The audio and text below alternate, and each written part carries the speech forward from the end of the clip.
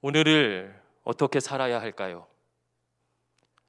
생각지 못한 일들이 또 환경과 상황, 고난의 문제가 우리를 짓누르고 있습니다. 그런 시기에 여러분, 믿음으로 산다는 것은 과연 무엇일까요? 우리를 향한 성경의 음성, 하나님의 마음을 함께 헤아리고 싶습니다. 성경은 그것을 영원의 눈으로 바라보라 도전합니다. 아브라함을 아시죠? 아브라함의 삶도 아십니다. 여러분, 아브라함이 고난당한 것, 어려움 겪었던 것, 실수한 것, 넘어졌던 것, 기뻤던 것, 승리한 것 다 알고 계셔요. 아브라함의 삶을 관통하는 하나님의 세밀한 손길과 사랑이 있었습니다. 알고 아브라함을 보면 믿음의 조상이라 이야기하죠. 이 믿음의 눈, 영원의 눈을 갖지 않은 사람들은 그의 삶을 전혀 다른 모습으로 해석할 것입니다. 그 멋진 갈대와 우르에서 떠나 촌구석 가나안 땅으로 이주했습니다. 여러분, 우르에 산다는 것 자체가 자랑스러운 일이었어요. 자랑거리였습니다. 반대로 가나안은 의지할 대상도 없고 미래에 대한 불안과 삶의 불편함이 가득한 곳이었죠. 그런데 우리가 아브라함의 전 인생을 아니까, 하나님의 눈으로 바라보니까, 영원의 눈으로 바라보니까 갈대와 우르를 떠난 것이 아브라함 인생의 최고의 선택이었고 그것이 복이었음을 고백합니다. 하나님의 눈으로 바라보는 것이 이렇게 중요합니다.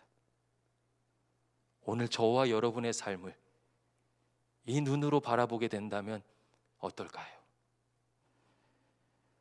아브라함 당시 사회는 아들이 많아야 합니다. 가족을 먹여 살리고 일도 하고 전쟁도 하고 안전도 지킬 수 있습니다. 아들이 많은 것이 최고의 자랑거리였어요. 동시에 아들이 없다는 것은 아무것도 없다는 것과 같습니다. 그러니 아내의 몸종과 잠자리를 해서라도 자식을 많이 낳는 것이 최고의 미덕이고 능력이었습니다. 성공이었어요. 그러나 하나님의 약속을 알고 있는 우리의 눈에는 아브라함 인생의 가장 큰 실수였음을 알고 있습니다. 전혀 다른 눈으로 바라보죠. 보이는 것이 전부가 아닙니다. 아내를 누이라 속이고 세상과 똑같은 방법으로 살려고 했던 날들이 그를 망치는 날들이었습니다. 그런 그를 하나님은 기다려 주시죠. 하나님의 사랑은 기다림입니다. 얼마나 사랑하시는지 끝까지 참으시고 기다리십니다. 멀어지면 한 발자국 다가서십니다. 그렇게 아브라함과 함께 하셨어요. 한순간도 멈추지 않는 사랑으로 여러분 그를 인도하셨습니다. 그렇게 흔들흔들 때로는 불안했던 아브라함이 어느 순간부터 변하고 성장하기 시작합니다. 여러분, 환경을 넘어서기 시작하는 거예요. 그리고 가장 소중한 것을 드릴 수 있을 만큼 하나님을 사랑하는 사람으로 성숙해집니다. 여러분, 한번 기억해 보세요. 아브라함이 세상 최고의 부자가 되었습니까? 세상에서 최고로 힘 있는 사람이 됐습니까? 땅 자손 복의 근원이 된다라는 약속을 받았는데 땅 부자 아니었어요.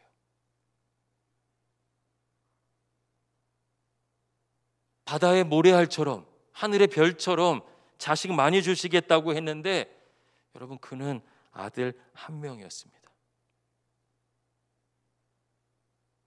그런데 영원의 눈으로 바라보니 우리는 그가 세상의 그 어떤 것과 비교할 수 없는 복을 받았고 믿음의 조상 되었음을 고백하죠. 문제가 없는 삶이 아니었습니다. 그런데 놀랍게도 그 문제가 그를 무너뜨릴 수도 없었습니다.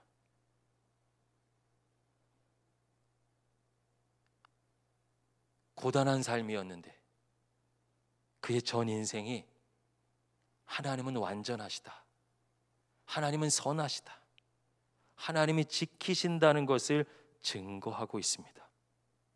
유한한 인간의 눈이 아니라 시공을 초월하시는 영원하신 하나님의 눈으로 바라보니 한 사람의 인생이 다르게 보입니다.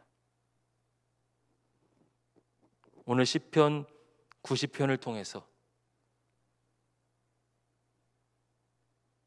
영원의 눈에 대해서 한번 같이 생각해 보고 싶습니다. 우리 인생을 어떻게 바라봐야 하는가? 무엇이 진짜 복인가? 시편 90편에는 표제어가 붙어 있죠. 하나님의 사람 모세의 기도. 모세의 삶을 생각하면서 묵상할 때 이 시편 90편은 더 살아납니다. 모세가 광야 40년 동안 지도자였습니다. 이스라엘 지도자였습니다. 여러분, 최소한 한 200만 명은 됐다고 해요. 용인시 전체 인구가 100만 명이죠. 100만 명인데 용인시 장례식장이면서 또 화장장인 평온의 숲에 가보면 매일 운구 차량이 이어집니다.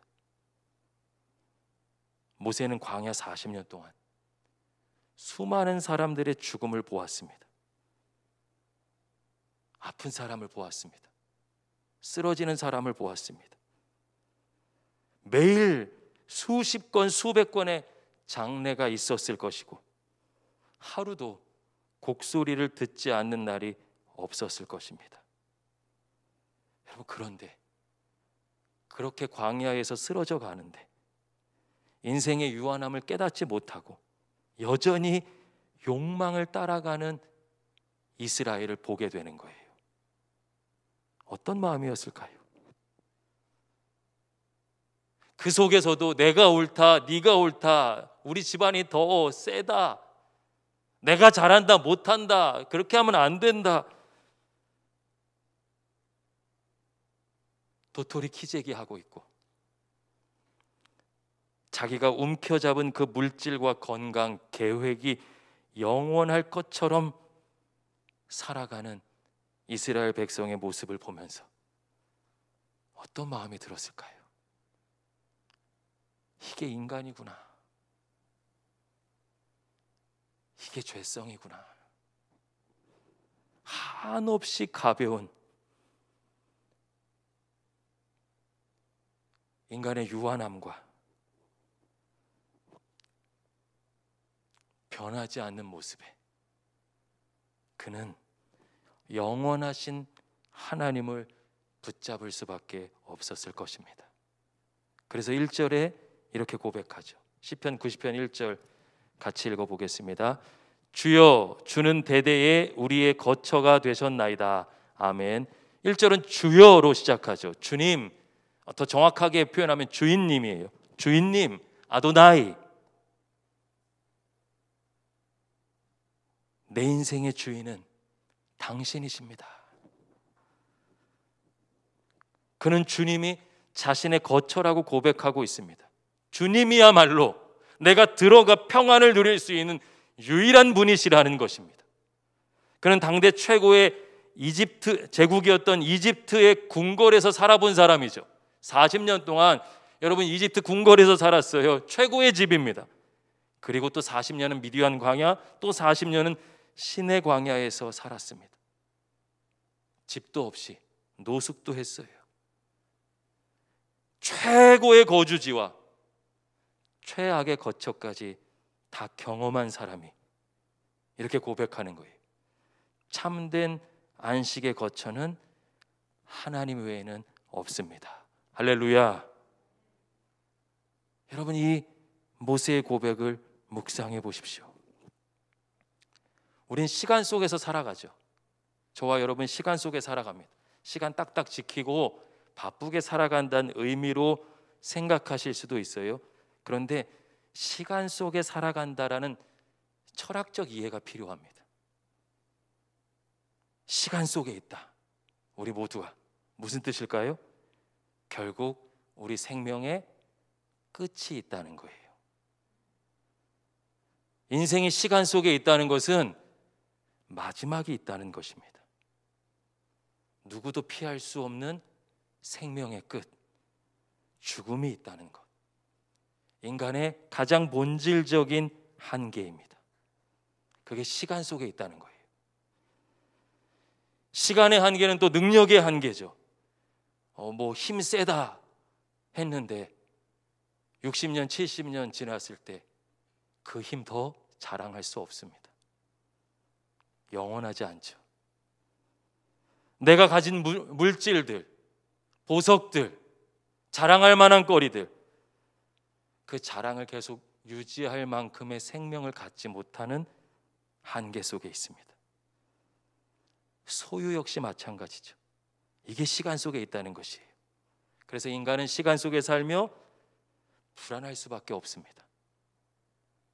내일이 어떻게 될까? 염려하며 고통 속에 살아가죠. 이게 시간 속에 있다는 것이에요. 근데 더 놀라운 것은, 어리석음이죠. 내가 그렇게 한계 있다는 것조차 의식하지 못하고 계속될 것이라 믿으며 살아갑니다. 그게 시간 속에 있는 우리 한계예요. 삶의 문제가 닥쳤을 때 성도님들에게 연락도 오고 기도 제목도 나눠주시고 정말 마음을 나누게 되죠. 제일 가슴 아픈 게 뭐냐면 모두가 동일해요. 제게 이런 일이 생길 줄 몰랐어요.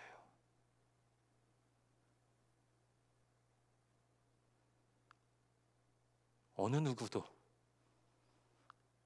한계에 있을 것이라 생각하며 살아가지 않았던 것이죠.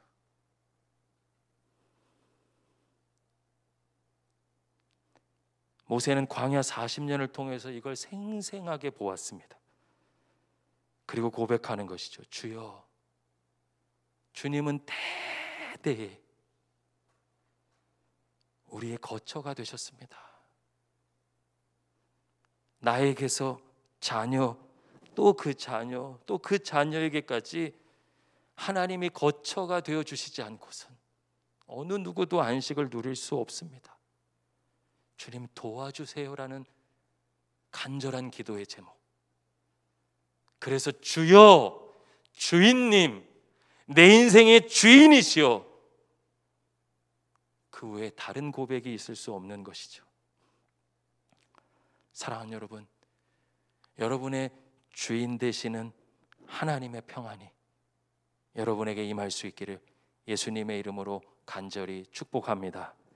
2절 말씀 같이 읽어볼까요? 시작. 산이 생기기 전 땅과 세계도 주께서 조성하시기 전 곧 영원부터 영원까지 주는 하나님이시니이다.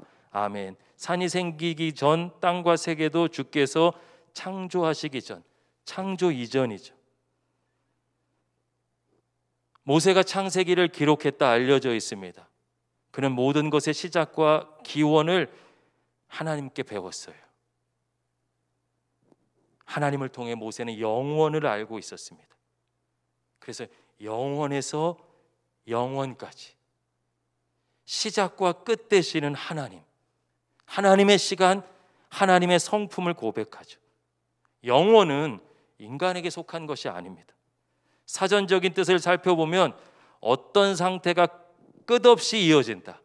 영원에 대한 인간의 이해는 이렇게 좁습니다. 조금 더 깊어져 봤자, 커져 봤자 시간이 지나도 변하지 않는다 정도의 의미죠. 신학적으로는, 철학적으로는 여러분, 영원하다는 것은 인간의 한계를 드러내는 그 시간으로부터 초월해 있다는 뜻이 돼요. 하나님은 시간 안에 계신 분이 아니라 시간 밖에 계신 분이시죠. 그래서 과거와 현재, 미래, 우리의 협소한 눈으로는 이것이 시간순으로 흐르는 것처럼 생각하지만 하나님은 그 모든 시간의 주인 되시는 것이에요. 영원하신 하나님이 만물의 시작되는 시간부터 끝나는 시간까지 통치하시죠. 그러니 그분 안에 거하지 않고 누가 안식을 누릴 수 있겠습니까? 세상의 소리가 커질수록 이 하나님의 지혜를 묵상하지 못합니다. 세상의 소리를 듣지 않으면 죽을 것 같고 불행할 것 같고 괴로울 것 같은데, 평안을 놓친 이유는 하나님으로부터 멀어져 있기 때문이죠. 영원의 눈으로 보니 3절. 여러분, 인간은 티끌이고 먼지라는 거예요. 장례를 굉장히 많이 집례해 봤는데요, 제 연령에 비해서는 다른 목회자들보다 첫 번째 집례한 장례가 매장이었어요. 근데 저는 매장하는 장례식을 본 적이 없었어요. 그런 집례해야 돼요. 마지막에 관을 하관하고 세 번째 횡대를 열어놓은 상태 속에서 제가 흙을 뿌립니다. 흙에서 왔으니 흙으로 돌아갈지라.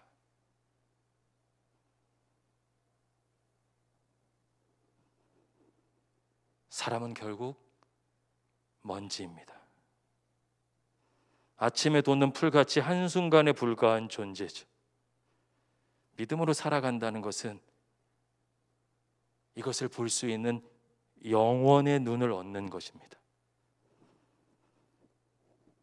4절 말씀 같이 읽어볼까요? 시작. 주의 목전에는 천년이 지나간 어제 같으며 밤의 한순간 같을 뿐임이니이다. 아멘. 우리 인생이 참 길어 보이는데 영원하신 하나님의 시간에 비추어 보니 순간이에요. 70, 80 우리 어르신들도 인생 참 빠르다, 짧다, 지혜자의 모습을 가지고 말씀하시죠. 하나님의 시간으로 먼지 같은 나를 보는 것이 중요합니다. 그 영원의 눈으로 보면 오늘 기쁨도 영원할 수 없어요. 오늘 겪고 있는 슬픔과 고난은요, 순간입니다.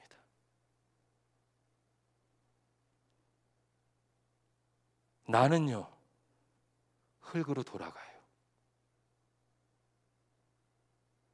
그때 그 주어진 삶의 시간을 미워하고 슬퍼하고 아파하는 데 쓰는 사람이 있는가 하면 영원의 눈으로 보기에 사랑과 기쁨을 선택하는 이가 있습니다.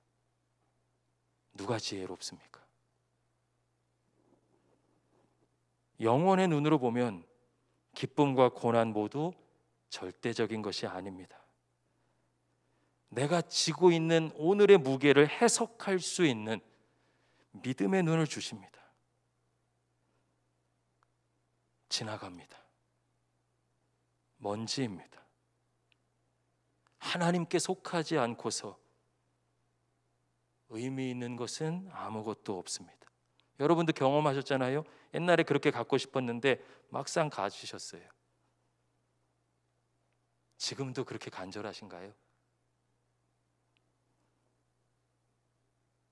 먼지입니다. 5절, 광야에서 수많은 죽음을 본 모세가 주께서 홍수처럼 쓸어가신다고 표현합니다. 여러분 기억하십시오. 하나님은 사랑의 하나님이시며 동시에 심판의 하나님이시죠. 결코 잊으시면 안 됩니다. 세상의 모든 권력과 불신앙이 하나님 앞에 서게 되는 날이 반드시 옵니다. 한순간에 홍수처럼 쓸어가는 그날이 와요. 우리가 지난 2년 동안 고통스러운 이유는 눈에도 보이지 않는 바이러스 하나 때문입니다. 그런데 하나님께서 모든 것을 흩으시고 심판하신다면 얼마나 두려울까요? 이것을 아는 사람이 지혜자입니다. 9절에서 10절 말씀 우리 함께 읽겠습니다. 시작. 우리의 모든 날이 주의 분노 중에 지나가며 우리의 평생이 순식간에 다하였나이다. 우리의 연수가 70이요 강건하면 80이라도 그 연수의 자랑은 수고와 슬픔뿐이요 신속히 가니 우리가 날아가나이다. 아멘. 모세의 고백이에요. 시처럼 고백하고 있지만 그 안에 담겨져 있는 수고와 슬픔을 보십시오. 인생은 그저 숨 한 번 쉬면 사라지는 존재예요. 7, 80을 산다 해도 날아가는 것처럼 빨리 지나가 버렸대요. 여러분, 더 가난하고 과학기술과 의술도 떨어져 있었는데 잠언 시대의 사람들이 우리보다 어리석다고 말할 수 있을까요? 오늘 물질적으로 풍요롭기 때문에 저와 여러분이 더 지혜롭다 말할 수 있습니까? 삶의 유한함을 깨닫지 못하고 하나님 앞에 서지 못한다면 여러분, 누가 어리석은 자입니까? 사랑하는 여러분, 그 어떤 것보다도 시간 속에 살아가는 우리의 한계를 분명히 깨닫고 나는 영원히 건강하고 죽지 않을 것처럼 나의 계획과 방법대로 살아가는 모든 무지와 어리석음을 내려놓고 하나님의 영원 속으로 들어가는 우리 신세계 공동체의 믿음의 가족들 될 수 있기를 예수님의 이름으로 축복합니다. 하지만 그런 사람이 너무 적죠. 12절 말씀 우리 같이 읽어볼까요? 시작. 우리에게 우리날 계수함을 가르치사 지혜로운 마음을 얻게 하소서. 아멘. 계수한다는 게 뭘까요? 나의 남은 인생을 계산해 보라는 뜻이 됩니다. 그 날짜를 디데이로 죽음의 날을 정해놓고 남은 시간을 카운트해 보라는 거예요. 어머니 뱃속에서 나올 때부터 카운트되는 인생을 살고 있습니다. 우리 인생이 90년이라 가정하면 날수로 계산할 때 32,850일이 남았습니다. 이 날수를 다 채우면 이 땅에서 한 명도 예외 없이 죽음 속에 사로잡히게 됩니다. 남은 시간을 생각하는 사람과 영원할 줄 알거나 생각하지 않는 사람, 유한한 시간 속에 살면서 자기 계획에 빠져 있는 이가 얼마나 어리석고 무지한지 성경은 증언합니다. 여러분, 그런데 놀랍게도 성경까지 가지 않고 깊이 사색하고 철학만 알아도 이 정도의 지혜를 가질 수 있어요. 영원 속에 거하면서도 한정된 물질 속에 사로잡혀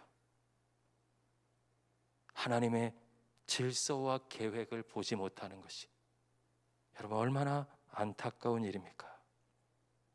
그래서 모세는요, 자기 인생의 시간을 잴 수 있는 지혜를 달라고 간절히 기도하고 있습니다. 인생 낭비하지 않고 허무한 것을 쫓아가지 않고 잘못된 길로 빠지지 않고 영원한 생명이 있는 진리의 길, 생명의 길, 하나님의 길을 걸어갈 수 있도록 인도해달라 기도하고 있습니다. 사랑하는 여러분, 우리 기도의 제목이 왜 바뀌어야 합니까? 우리가 무엇을 구해야 합니까? 오늘 모세의 기도가 우리를 도전할 수 있기를 소망합니다. 여러분 13절 14절도 같이 읽어볼까요? 시작. 여호와여 돌아오소서. 언제까지니까 주의 종들을 불쌍히 여기소서. 아침에 주의 인자하심이 우리를 만족하게 하사 우리를 일생 동안 즐겁고 기쁘게 하소서. 아멘. 모세가 기도합니다. 여러분, 유한한 우리가 이 시간 속에서 한계에 있는 우리가 어떻게 이렇게 지혜롭게 살 수 있습니까? 불가능하기에 모세가 기도하는 거예요. 그 기도의 내용이 무엇입니까? 불쌍히 여겨달라고 하나님의 긍휼과 인자하심을 구하고 있습니다. 하나님의 사랑 없이는 여러분, 아브라함이 그렇게 좌충우돌했는데 참아주시고 기다려주시는 하나님의 사랑을 통해 그가 얼마나 놀라운 은혜와 성장을 경험합니까? 모세가 기도하는 것이 하나님 불쌍히 여겨 주시옵소서. 우리 인생의 실체가 수고와 슬픔으로 가득한 것을 알고 있습니다. 우리가 아무리 사랑하는 가족이어도 떠나보내야 될 순간이 있습니다. 그날이 언제인지 누구도 알 수 없습니다. 그러기에 모세가 기도하는 것이에요. 하나님, 불쌍히 여겨 주십시오. 하나님의 긍휼과 인자를 구하며 하나님 책임져 주시지 않고선 살 수 없습니다. 하나님만이 유일한 나의 거처가 되십니다. 기도하게 되는 것이죠.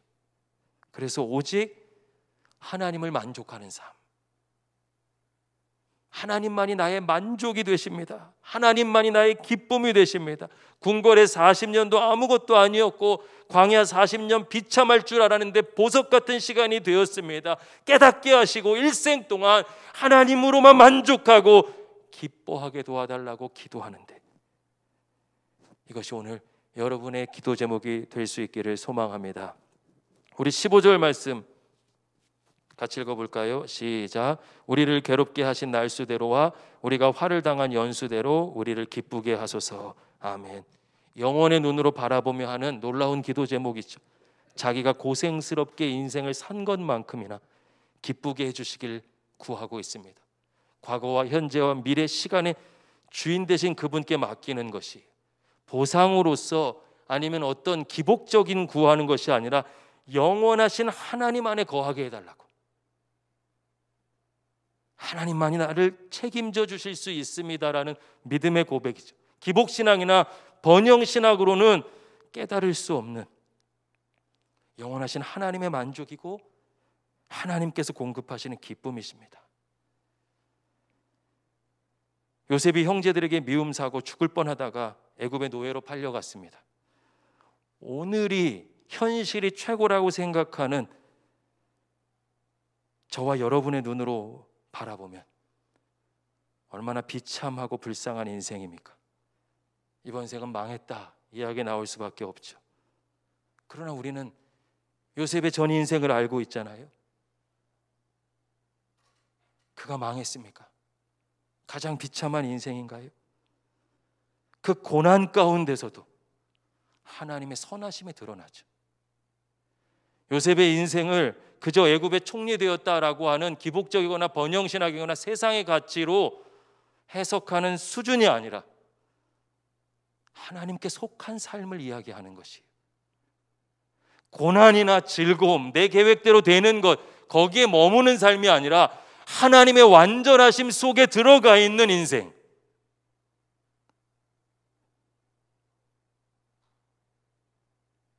그 인생 속에서 요셉이 고난을 경험하지만 그 고난이 요셉을 성장시킵니다. 우리가 그토록 두려워하는 고난이 요셉을 무너뜨릴 수 없는 거예요. 영원의 눈으로 봐야 진짜가 보입니다. 애굽의 총리가 되었습니다. 세상 높은 자리에 올랐다, 축복이다, 성공이다 이해하기도 하죠. 진짜 복은 그것이 아닙니다. 요셉이 왜 총리가 되었습니까? 7년의 흉년과 7년의 풍년이 오기 때문이죠. 그 꿈을 해석했어요. 바로의 꿈을 해석했습니다. 7년의 풍년이 왔어요. 요셉만 누렸습니까? 다 누렸어요. 다 최고의 호황기를 살았습니다. 그런데 영원한 것처럼 흥청망청 살거나 자기 힘으로 성공했다 교만해지는 시간으로 변질되는 사람들이 있었습니다.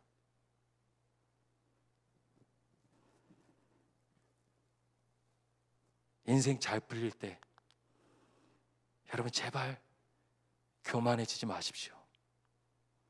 7년의 풍년과 7년의 흉년은 완전수죠. 우리가 살아가는 이 땅엔 흉년도 있고 풍년도 있는 거예요. 누구에게나 주어집니다.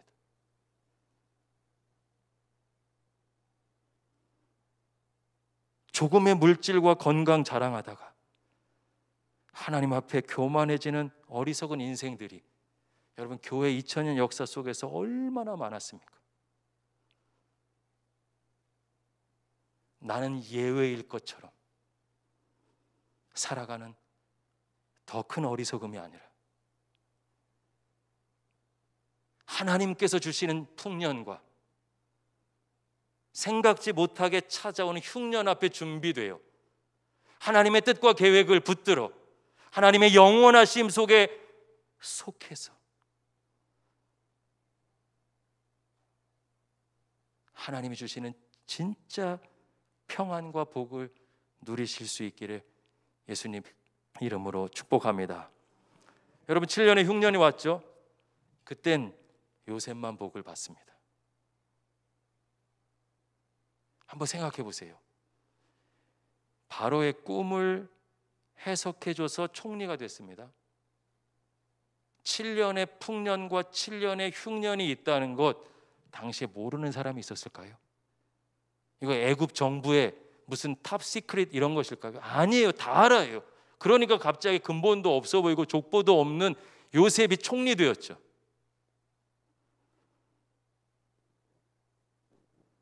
하나님의 뜻과 계획, 하나님의 사랑은 모두에게 주어졌지만 모두가 믿고 누린 것은 아닙니다. 요셉이 준비하죠. 요셉만 준비하죠. 요셉이 순종하죠. 요셉만 순종했습니다. 그의 삶의 총리 대신과 고난을 넘어서서 진정한 형통이란 하나님과 동행하는 삶임을 그 삶이 증거하고 있습니다. 영원의 눈으로 요셉의 인생을 바라볼 때 우린 진짜 복이 무엇인지 분별하게 됩니다. 말씀을 정리하겠습니다. 쉽지 않은 날들이 이어지고 있습니다. 모세의 고백처럼 수고와 슬픔이 가득한 날들입니다. 하나님의 영원의 눈으로 바라봐 하나님의 속한 인생이 되어서 주여 대대로 주님만 우리의 거처 되십니다. 참 평안과 은혜와 능력은 하나님께 있습니다. 하나님 그것을 할 능력이 없사오니 제가 이 사망의 날들을 계수할 수 있는 지혜를 주시고 저를 불쌍히 여기셔서 이 세상에 흔들리지 않고 주를 바라보게 도와주시옵소서. 모세의 기도가 우리의 기도, 모세에게 허락하신 은혜가 저와 여러분의 축복될 수 있기를 예수님의 이름으로 간절히 축원합니다. 기도하겠습니다.